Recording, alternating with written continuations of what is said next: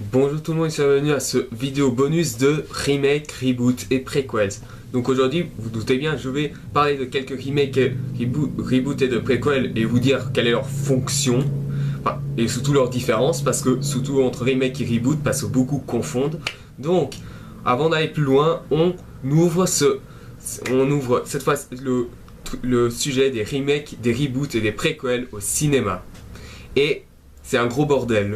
Alors déjà, un remake c'est quoi? Un remake c'est tu prends un film qui est très vieux, tu le mets dans notre époque et en essayant d'être fidèle un peu à l'histoire ou ce qui faisait sa force. Ou alors tu peux changer des trucs en donnant une force qui est au remake près. Quant au reboot, sa fonction c'est de remettre à zéro une saga ou un film qui a extrêmement vieilli et de l'envoyer vers un autre chemin. Les reboots, de manière générale, est toujours aussi différent du film original. Pour certains, c'est surtout assez bizarre parce qu'ils parce que le reboot est parfois vu comme un remake. Ce qui est un peu stupide puisque le remake c'est juste un film en particulier alors que le reboot c'est toute une saga. Mais voilà, ça dépend surtout de comment on l'utilise. Et surtout le remake et le reboot c'était surtout une question d'argent parce que souvent on utilise, je sais pas, on fait des remakes de certains films cultes qui n'ont pas vraiment besoin. Par exemple, on apprend récemment qu'ils vont sortir le remake de Robocop. Alors, moi, je suis prêt à attendre pour voir ce que ça va donner. Peut-être que ça va donner quelque chose ou quelque chose de moins bien. À la limite, mais de toute façon, je sais très bien que ce remake, pour être honnête, ne va jamais être à la hauteur du film de Paul Verhoeven. Qu'on croit que c'est une merde ou pas, on sait très bien qu'il va être en dessous, donc voilà. Mais bon, maintenant allons-y, parlons des quelques catégories de remakes qui existent. Des remakes, ça existera toujours et il y en a des palettes entières. Par exemple, je prends l'un des plus gros exemples des remakes, j'en ai au moins une bonne quatorzaine chez moi. Alors, le premier, celui-là, bien sûr, La planète des singes de Tim Burton.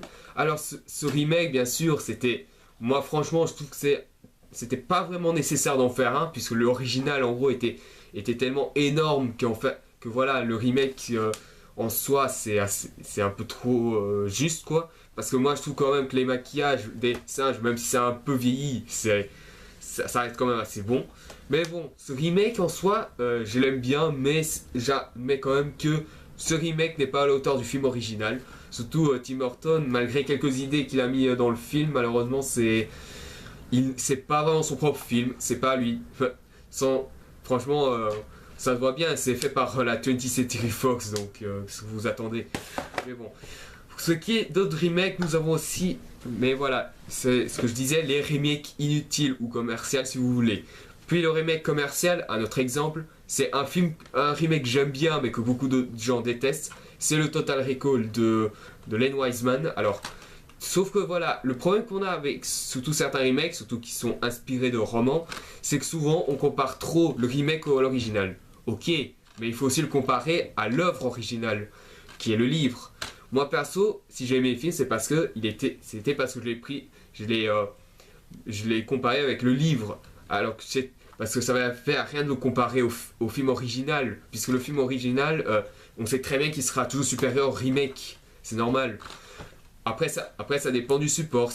Mais bon, je trouve que Len Wiseman, quand même, dans ce film, il a fait un bon travail, mais c'est vrai que voilà, le remake, on aurait, en tant que film, il est bien, mais en tant que remake, voilà, on aurait pu s'en passer. Pourquoi? Mais bon. Ensuite, il y a d'autres remakes, comme les remakes, il y a aussi un autre genre de remake inutile, comme par exemple Psycho de Gus Van Sant, qui est le remake de Psychose de Alfred Hitchcock. Alors, celui-ci, il a un seul mérite, ce remake a un seul mérite, c'est d'empêcher Hollywood de faire d'autres remakes ou une saga sur Psychose, parce que déjà, j'ai vu l'original, et franchement, l'original, voilà, c'était un concept, c'était pas vraiment quelque chose pour faire une suite ou alors un remake. C'était un film qui était devenu un monument du cinéma, si vous voulez. Ici, il y a eu un remake dont, à la place de l'acteur qui faisait Norman Bates, dont je me souviens plus du nom, dans le remake, on a Vince Vaughn, qui je pense n'était pas vraiment la bonne personne pour remplacer l'ancien acteur. Mais bon. Mais en soi, voilà. le remake est inutile, le remake Psycho a le mérite d'avoir empêché Hollywood de faire d'autres remakes sur celui-là. Voilà. Ensuite, voilà, nous avons également d'autres remakes, comme par exemple celui-ci, Poséidon, que j'ai déjà critiqué. Alors, même si j'aime bien celui-là, il reste quand même inférieur au film original. L'aventure de Poséidon de 1972 était un peu presque comme une expérience. Ici, le Poséidon, c'est juste un film catastrophe, du style spectaculaire. Mais bon, en soi, j'aime quand même ce film. Je sais pas. Voilà, les remakes en soi, c'est toujours pour montrer une autre vision du réalisateur. Parce que s'il n'y avait aucune patte, ça sert à rien. Comme un peu la planète des singes de Tim Burton, par exemple. Mais bon, quand même, il y a aussi d'autres remakes. Et franchement, on en a eu des bons et des pas mûrs non plus. Ensuite, on peut citer un autre genre de remake, c'est le remake américain, qui est en gros, les Américains remake un film qui vient d'un autre pays. On a eu des exemples comme La Cage aux Folles de Birdcage, Un Indien dans la ville, ou encore le fameux Taxi, qui a été produit par Luc Besson. Et bien sûr, voilà, ça a donné la merde que c'était. Ou dans un autre cas, on a aussi Les Visiteurs en Amérique, et bien sûr, l'une des exceptions, celui-ci, c'est le remake de Millennium. Alors, j'ai bien sûr vu la version suédoise qui était vraiment super bonne. La trilogie, elle était super bonne. Quand j'ai vu qu'il y avait un remake, surtout un remake américain, réalisé par David Fincher, qui est le réalisateur de Seven et d'Alien 3, et en plus avec comme rôle principal Daniel Craig, moi franchement je voulais vraiment savoir à quoi ça ressemblait. Le résultat, c'était impressionnant. Le film, même si, malgré quelques différences, reprend l'ambiance vraiment sombre et nihiliste de la trilogie originale. Déjà que c'était aussi adapté d'un roman qui s'appelait Millennium. Alors celui-ci, ce n'est que le premier film, c'est les hommes qui n'aimaient pas les femmes. Il y a aussi une femme qui voulait un bidon d'essence et le dernier, je sais pas quel est le nom. Mais bon, voilà, pour ça c'est un remake qui est un peu une exception. Un remake américain qui est un peu une exception parce que d'une manière générale, certains remakes américains sont de très tristes mémoires et je pense surtout aux Visiteurs en Amérique. Après, ça arrive que certains remakes, même s'ils sont pourris, sont assez jouissifs. Prenez par exemple celui-là, Le Flingueur de Simon West. Au cas où vous ne savez pas, c'est le remake d'un film appelé aussi Le Flingueur qui a été réalisé en 1976. Enfin, si c'est vraiment la date, je suis pas sûr. Même si le film est un gros défouloir, il se fait quand même tacler par le film original. Déjà quand même la base du flingueur, même dans l'original, n'était pas non plus un concept pas terrible. Mais ici, voilà, ici, Simon West, au dépit de faire un scénario extraordinaire, il fait au moins un petit défouloir sympathique. Parfois un peu incohérent, mais sympathique. Voilà, c'est tout sur les remakes. Après, prenons un autre genre de remake. Les remakes, le remake qui d'un côté n'a rien à voir avec le film original et qui en plus de ça est pourri. Celui-ci, le jour où la Terre s'arrêta. Alors le jour où la Terre s'arrêta, il est réalisé par Scott Derrickson, ce qui n'est pas le meilleur choix pour ce genre de film, je pense. Je pense qu'ils avaient mis Steven Spielberg pour ce film, ça aurait été bien. Mais sur Steven Spielberg, il avait fait le remake de La Guerre des Mondes, que je vais y revenir. Mais voilà, ici, Keanu Reeves, franchement, moi qui aime bien dans Matrix et dans Little Buddha, là franchement, il ne sait presque pas ce qui se passe. À part les effets spéciaux dans ce film et un rajout d'argent avec un message écologique qui n'a rien à voir avec le film original, franchement, voilà. Moi perso, je le considère plus comme une espèce de suite ratée qu'un remake parce que en soi, Klaatu qui est l'extraterrestre dans le film original, il est gentil. Et dans ce film, il revient, mais en voulant détruire l'humanité, ce qui est assez bizarre, quoi. J'aurais bien voulu voir, ça aurait été intéressant, un Klaatu qui est hostile, mais en soi, ça n'apporte pas grand-chose. Voilà. Donc voilà, pour l'instant, parmi les remakes que j'ai cités, c'était des remakes hormis Millennium de David Fincher, étaient vraiment ils étaient vraiment en dessous du film original. Le remake américain de Millennium fait par David Fincher est un peu du même niveau que la trilogie originale. mais ça arrive souvent que des remakes sont bien mieux que l'original. Je vais prendre par exemple La Guerre des Mondes de Steven Spielberg, que c'est l'un de mes remakes préférés. Pourquoi? Parce que déjà, je vais vous dire, le film original de La Guerre des Mondes, j'arrive pas à supporter. C'était vraiment mal fait. Même pour l'époque, c'était mal fait. Les effets spéciaux, ils étaient vraiment à la limite du supportable. Et qu'en plus de ça, le personnage principal n'a aucune personnalité. Il regarde le monde s'écrouler dans un état second. Et franchement, je comprends pas pourquoi il y a des gens qui préfèrent plus l'original au remake. Parce que le remake, c'est Steven Spielberg. Et franchement, Steven Spielberg, je trouve qu'il a fait un excellent boulot dans ce film. En plus des effets spéciaux, de la réalisation et aussi de l'histoire, franchement, ce remake est pour moi l'un des meilleurs remakes qui existent. Ensuite, d'autres remakes, il y a aussi le remake de King Kong de Peter Jackson, il y a True Grit des frères Cohen. Puis ensuite, d'autres remakes qui sont mieux que l'original, on a The Thing de John Carpenter. Parce que oui, The Thing de John Carpenter est un remake d'un vieux film qui s'appelle The Thing for an Outer Space, ou La chose d'une autre espace. Et voilà, donc beaucoup de remakes en soi sont bien. Il y a aussi The Ring de Gore Verbinski, mais en soi, The Ring Gore Verbinski, ce que j'ai oublié de dire, c'est que il reste quand même inférieur au film original Ringu, qui était vraiment assez effrayant. Ici, le problème de The Ring de Gore Verbinski va, malgré un bon travail, c'est que voilà, le film, il a des temps morts vraiment insupportables et que on ressent moins la sensation de frayeur que dans le film original. Et c'est ça qui est dommage. Après, comme d'autres films qui sont un peu supérieurs, je risque de donner un gros quoi à tous les fans du film original. Je suis une légende de Francis Lawrence. Alors Francis Lawrence, avant qu'il ne s'attaque à la saga Hunger Games, Francis Lawrence, il a fait qu'un seul film que je trouvais vraiment intéressant. C'était celui-là, Je suis une légende. L'autre, Constantine, m'a vraiment déplu.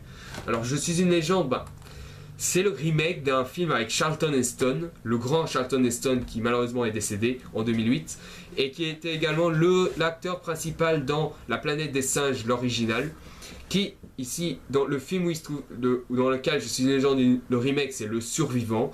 Alors, Le Survivant, franchement, c'est une adaptation assez fidèle du livre, qui s'appelait aussi Je suis une légende, et donc voilà, le personnage principal était un maître banal qui devait s'en sortir le plus pour essayer de sauver sa peau. Voilà, c'était un concept de survival assez simple. Quant au remake, ici c'est assez différent. Le personnage, ce qui est Frank Neville, si je n'abuse pas. Ah non, désolé, c'est Robert Neville, désolé. Il fallait vraiment que j'ai vu dans la couverture. Robert Neville, en fait, ici c'est un scientifique qui essaie de créer un antidote pour soigner les infectés, qui sont des espèces de vampires, qui malheureusement je trouve qu'ils sont assez mal faits niveau design. Mais bon, pour ce qui est du film en soi, je trouve que c'est assez efficace. Après oui, on peut noter les grosses différences avec le livre, qu'il est beaucoup trop différent avec le livre. Pour ma part, j'aime beaucoup celui-là l'original, même si j'aime beaucoup l'original. Mais dans ce cas, je trouve qu'ici, ils ont un peu bien joué avec la paranoïa du personnage de Robert Neville, et aussi sur le côté survival qui est vraiment assez bon. Surtout les scènes de nuit qui sont vraiment assez stressantes. Mais pour ma part, voilà, je trouve que ce remake est un peu mieux que l'original. Après, on aime ou on n'aime pas, je suis pas contre, mais en soi, moi, je préfère celui-là à l'original. Donc voilà, pour ceux voilà, il y a des remakes qui sont bien meilleurs que l'original, comme je l'ai dit. Il y a aussi Le Choc des Titans de Louis Leterrier. Franchement, celui-là, je ne comprends pas pourquoi il y a des gens qui sont pleins sur ce film, parce que en soi, on a Louis Leterrier qui a fait Le Transporteur et récemment Insaisissable.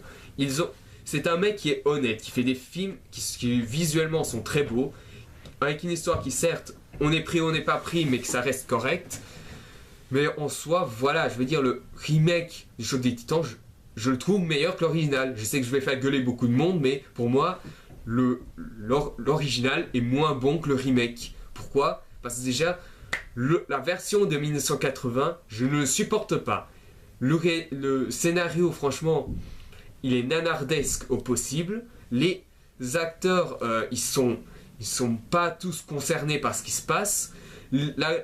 Soit la mise en scène, c'est c'est pauvre, c'est très pauvre. Le seul point positif que j'ai noté, mais c'était pour l'époque, c'était les effets spéciaux créés par R.A.R.I. Eisen, qui avait aussi travaillé dans Jason et les Argonautes. Pour moi, Jason et les Argonautes, c'est un film culte intouchable. Alors que le Choc des Titans, il ne l'est pas. Et c'est pour ça que franchement, ce n'est pas parce que le remake, il n'a pas les mêmes effets spéciaux que le film original que franchement ça va faire de lui un meilleur film. Au contraire, on le considérait comme un film qui a plus de 20 ans de retard, quoi. Mais bon, moi voilà, je préfère plus le remake, même si c'est vrai que le scénario est comme un peu le film original tenu sur un post-it, mais sinon voilà, je préfère l'original. Donc voilà, maintenant passons un peu à un autre genre de remake et on passe aussi au reboot. Ensuite, un des remakes, souvent les super-héros ont même aussi droit à leur propre remake. Je voyais par exemple celui qui a eu un gros remake qui est devenu vraiment supérieur à l'original, c'est le Captain America First Avengers, qui est pour moi l'un de mes pré-Avengers préférés, avec bien sûr Iron Man. Alors Captain America First Avenger, franchement, réalisé par Joe Johnston, est vraiment assez bien fait. Chris Evans en Captain America, il est extra. Et Hugo Weaving en crâne rouge, franchement, il fallait le faire. Et Hugo Weaving, sachant qu'il a interprété V dans V pour Vendetta et aussi l'agent Smith dans la trilogie Matrix, franchement, on n'attend que du bon avec cet acteur. Pour ce qui est de l'original, celui des années 90, franchement, ça appartenait vraiment à une époque révolue des super-héros. Je veux dire, à l'époque, franchement, les super-héros, ils ont eu un certain niveau grâce au Superman de Richard Donner et également au film Batman de Tim Burton. Mais après, voilà, à partir des années 90, les films ont commencé un peu à décliner. Batman Returns et Batman Forever, ça allait. Enfin, je trouve Batman Forever moyen, mais je trouve que ça va encore. Et pour ce qui est de Batman et Robin, malheureusement, c'est celui qui a presque ridiculisé les super-héros. Mais au début, il y avait aussi Captain America en 1990, que je trouve est un joyeux nanar vraiment pas pourri. Et sans parler aussi du scénario qui est vraiment à la ramasse. Donc voilà, ce remake est bien supérieur au film original pour beaucoup de niveaux. Et franchement, voilà, c'est du bon travail pour Joe Johnston. Je sais pas quel autre film il va faire parce que moi j'aime beaucoup ce bonhomme. Il a fait aussi le remake du Loup-Garou, dont le Loup-Garou a été fait en 1940. Et franchement, le remake est vraiment bien fait parce que malgré quelques effets de CGI, ici le Loup-Garou est principalement fait en maquillage, ce qui rend le résultat très impressionnant. J'aime beaucoup le remake, il est assez sympa. Bon, après on peut dire moi je le considère moins bien que l'original, mais ça reste quand même un bon film Loup-Garou, qu'on ne retrouve plus depuis longtemps, je veux dire. Et c'est un peu dommage qu'il laisse la foirer au box-office parce que ce remake était vraiment assez passionnant. Donc voilà, les remakes c'est fait, j'ai parlé de tout ce que je pouvais dire sur les remakes. Maintenant, parlons-en des reboots. Parmi les reboots qui sont devenus cultes, on peut citer l'injustement célèbre Amazing Spider-Man, que je comprends vraiment pas l'extasie de certains fans de Sam Raimi à propos de ce film. Franchement, en soi, voilà, Sam Raimi, même s'il a fait du bon travail, c'est pas non plus lui qui a créé Spider-Man en soi. Donc, oui, il a réinventé Spider-Man, mais en soi, voilà, c'est pas que lui qui a fait les films Spider-Man. De toute façon, j'ai lu dans un interview quand même que les acteurs originaux, c'était Tobey Maguire et Kristen Dunst, ils ne voulaient jouer que dans 3 films Spider-Man. Dans le 3e film, il a été le dernier. Et donc voilà, je comprends maintenant pourquoi le 4e Spider-Man il a été annulé, parce que voilà, le fait qu'il n'y a plus Tobey Maguire en Spider-Man et Kristen Dunst en Mary Jane Watson, voilà, ça a un peu provoqué la déclinance de Spider-Man 4 et faire ce reboot. Pour moi, le reboot il est efficace, inférieur à la trilogie, ça je comprends, mais en soi ça reste quand même assez correct plutôt que d'autres réappropriations. J'ai peut-être en tête, je suis pas sûr, mais pardon, le remake de Red Dawn, bah, en gros c'est un peu un espèce de reboot aussi, qui franchement au dépit d'être un mauvais remake et reboot de- du Red Dawn de 1984 est un mauvais film d'action, donc comme quoi voilà, un remake inutile en soi. Ici le reboot en soi il n'est pas vraiment inutile, ça donne un second souffle, ça donne quand même un second souffle à Spider-Man après le décevant Spider-Man 3. Alors je sais que beaucoup aiment bien Spider-Man 3, moi il m'a déçu. Après, je ne jette rien à Spider-Man 3, il y a des bons trucs, mais en soi, il m'a beaucoup déçu parce que j'espérais un peu plus après un Spider-Man 2 de grande qualité. Mais bon, après, on a aussi un autre reboot, qui a quelques bases du remake, c'est Batman Begins de Christopher Nolan.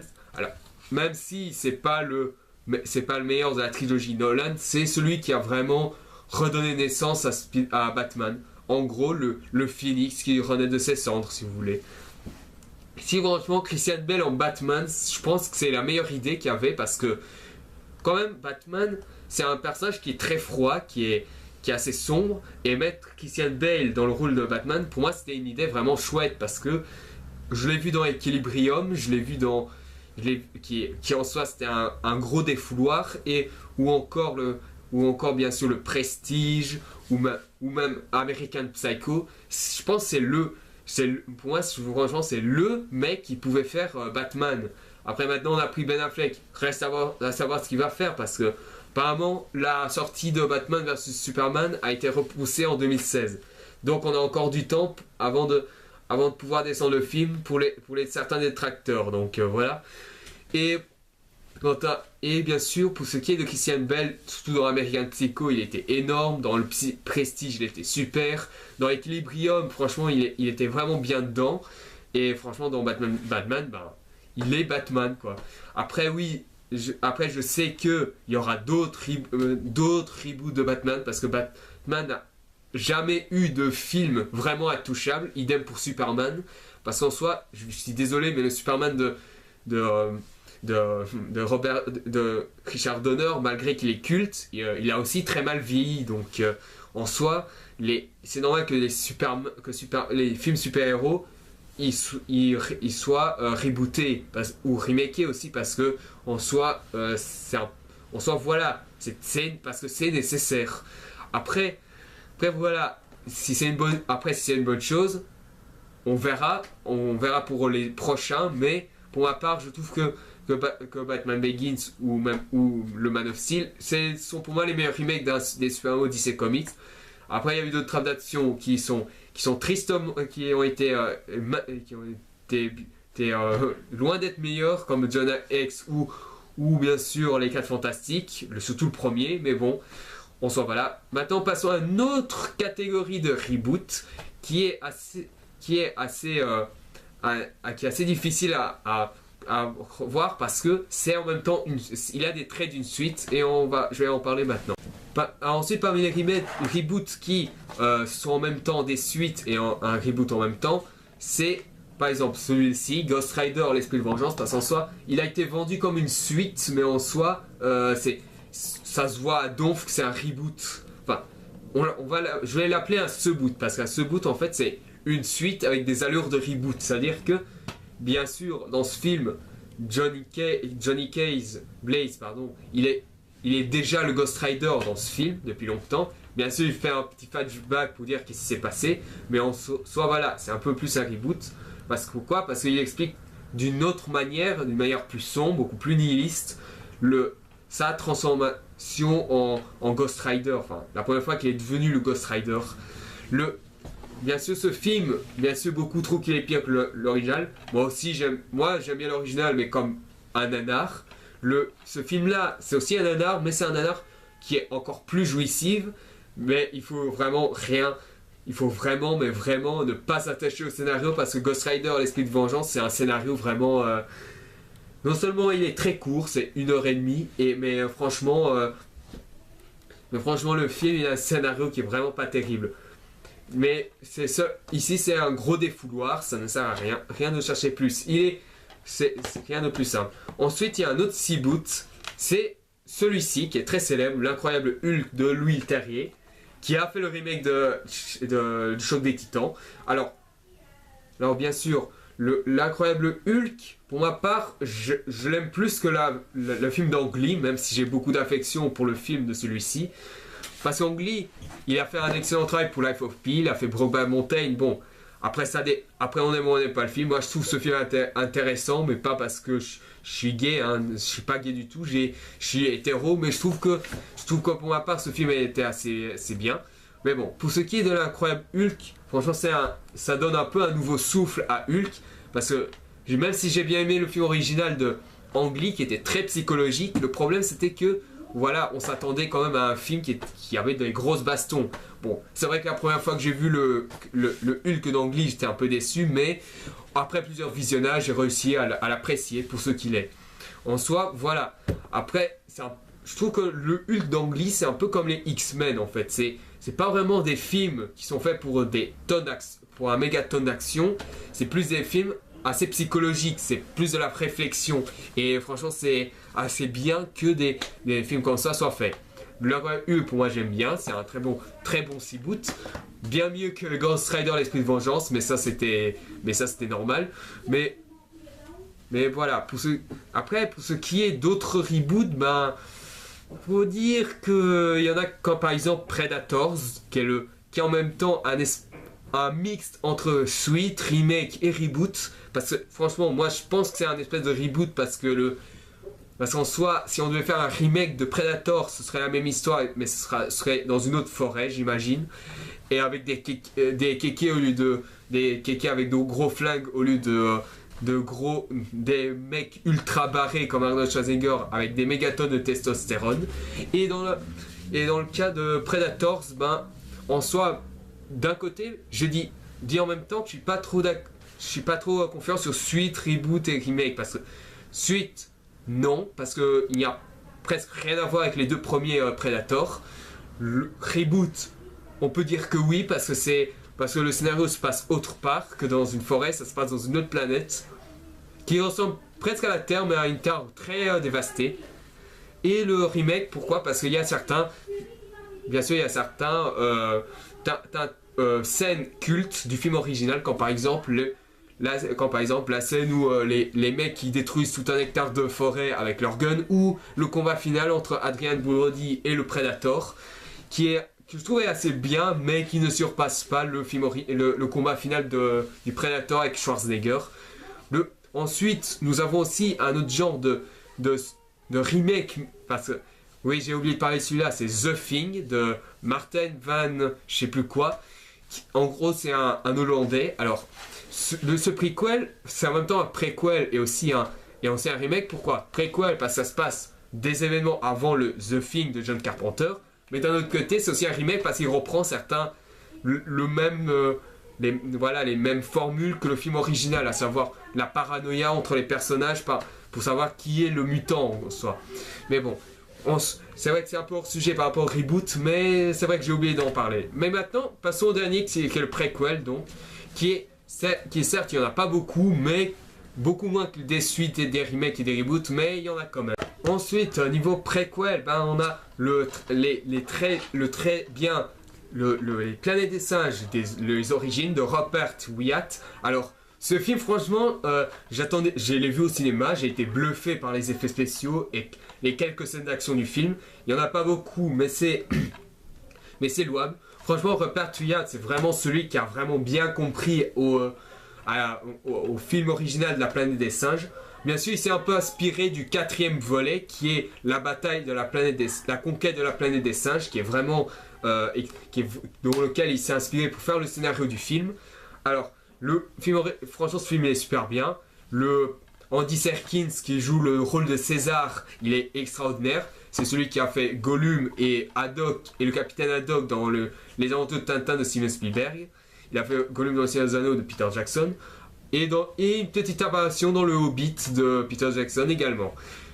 Pour ce qui est de La Planète des singes des origines, c'est vraiment un bon préquel. Il y a des scènes vraiment intéressantes, comme par exemple la scène culte où César dit non devant son maltraiteur, ou encore la fuite des singes dans la ville. et également le combat final qui se passe dans le pont, qui est vraiment ahurissant. Et on peut aussi donner un peu le mérite de ce film d'avoir une suite qui sortira en été 2014, qui sera La planète des singes, l'affrontement, qui est réalisé par Matt Reeves, qui est le réalisateur de Cloverfield. Alors, j'étais un peu sceptique pour celui-là parce que quand son Cloverfield était juste ok. Il y avait des bons trucs, mais le problème c'est que voilà, c'est à cause de ce film qu'il y a eu le found footage est devenu à la mode et que ça a donné cette génération dégueulasse des caméras qui n'arrêtent pas de bouger dans tous les sens.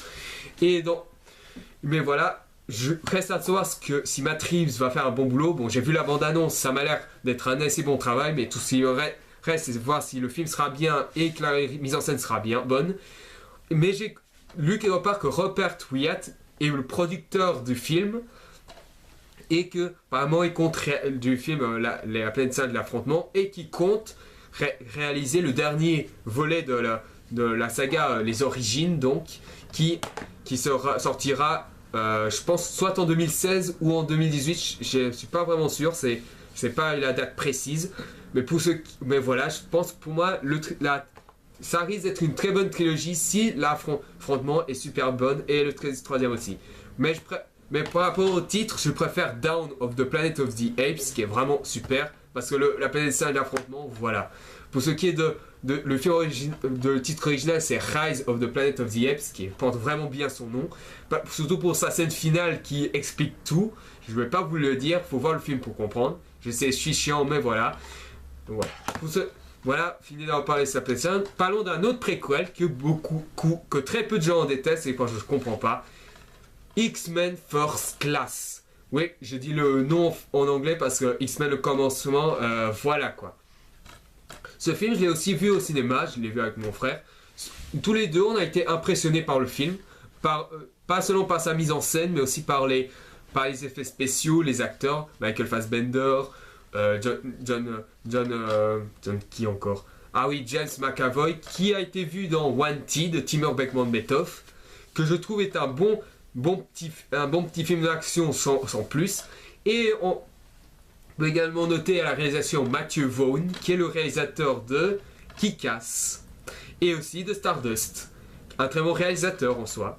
Et également, quelque part, je pense qu'il est produit par Bryan Singer. Ah oui, voilà. Il est produit par Bryan Singer, qui est le réalisateur des deux premiers X-Men et qui compte réaliser le prochain X-Men, qui est le X-Men Days of Future Past, que j'attends également.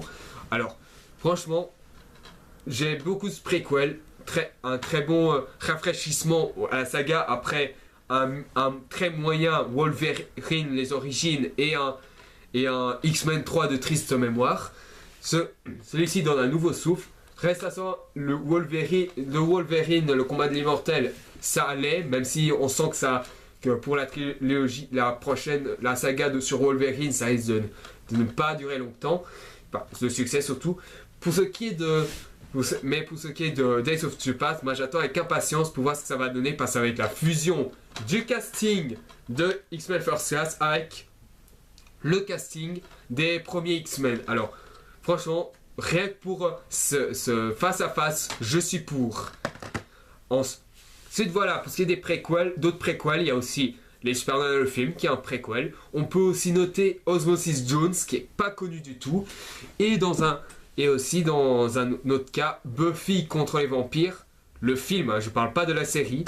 Le film qui est assez bizarre en fait, parce que quand on voit la série, et si tu connais la série, si tu connais bien les enjeux, c'est-à-dire en même temps un film avec des vampires, avec de l'action, de l'aventure, de l'humour, avec des points de vue psychologiques, tu regardes le film, là tu es un peu dans un autre monde, puisque le film est arrivé avant la série, et que le film, il est guère mieux que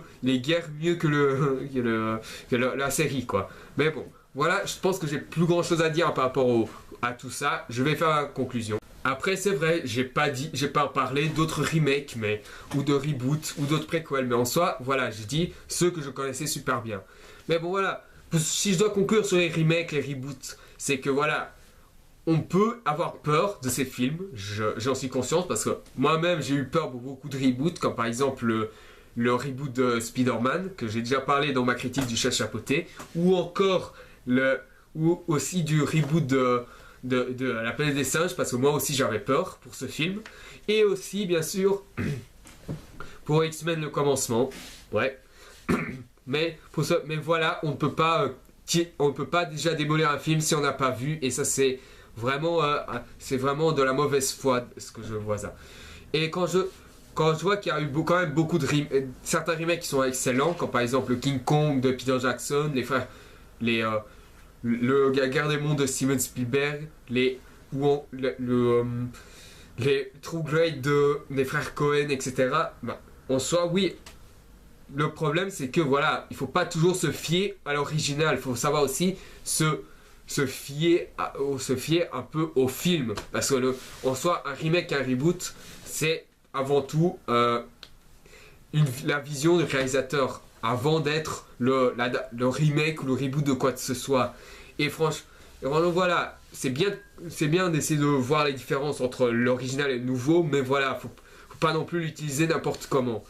Et quand je vois c'est un reboot comme le Amazing Spider-Man, le remake du Choc des Titans, ou encore récemment le remake de Robocop, franchement, faut un peu arrêter et voir le film avant de vraiment donner son avis à propos de cela.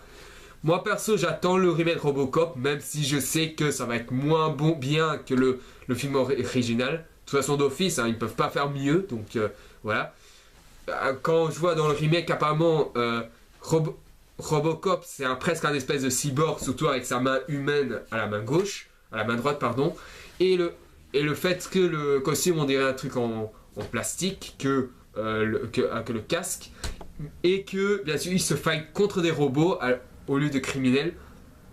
Mais bon, attends de voir ce que ça vaut. Hein. Ça peut être bon, comme ça peut être comme ça peut être pas terrible. Mais dans les deux cas, ce sera toujours moins bien que le film original. Idem pour je pense, Escape from New York de 1997. Je pense que ça va être de John Carpenter. Je pense que ça va être à peu près la même chose. On ne sait rien. On sait que l'acteur c'est Gerard Butler, mais je ne sais pas qui sera le réalisateur. Reste à voir, sait-on jamais. Donc voilà, pour les remakes et les reboots, pour le prequel, c'est juste que faut juste le prendre pour ce qu'il est, parce que ça raconte les origines. Donc voilà, c'est presque rien à dire sur les prequels. Donc voilà, merci d'avoir vu cette vidéo. J'espère que ça vous aura plu. Mettez un j'aime si vous avez aimé, de partager la vidéo, de vous abonner à la chaîne si vous voulez en savoir plus aux prochaines vidéos à venir, de me poser des questions, des commentaires, me donner des commentaires si vous en avez, de me donner des propositions de films ou de jeux si vous en avez, et de voir mes précédentes vidéos si vous êtes nouveau à découvrir ma chaîne ou si vous ne les avez pas encore vues. Donc voilà, pour les prochaines vidéos sera la rétrospective Michael Bay. Donc en gros, les gros fans de Michael Bay, vous êtes en rendez-vous, même si c'est vrai qu'il y a un film que je n'aime pas, il a au moins un mérite, c'est que il a donné envie à Michael Bay de s'améliorer pour les prochains films qu'il a fait. Donc voilà, je vous donne rendez-vous pour la rétrospective Michael Bay, qui sera divisée, je pense, en 3 parties ou 4 si je n'ai pas tout dit. Donc voilà, donc je vous donne rendez-vous pour cette rétrospective et je vous dis à la prochaine.